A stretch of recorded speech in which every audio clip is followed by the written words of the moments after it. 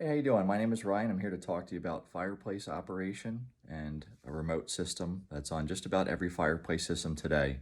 And if you don't have one on your fireplace, you can absolutely add one onto your existing fireplace. But one of the most common questions we get here in the beginning of the fall season is, hey, my fireplace is not turning on. Can you help us out? And everybody understands that there's a battery inside of a remote system. But did you know that just about every fireplace also has batteries inside the fireplace itself? Typically, somewhere on the fireplace, either at the bottom or on the sides, there's going to be an access point to another battery box. That battery box typically contains 4 AA batteries or a 9 volt or maybe 2 C or D batteries.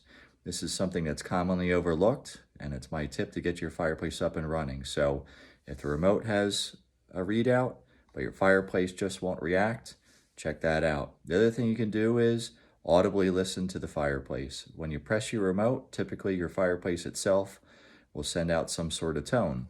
We'll display that right now. Every time I press the remote system on this, we get a beep in the background. That's indicating that it's actually talking to one another. So hopefully that helps you out. Once again, this is Ryan from Fireplace and Chimney Pros. Have a great day.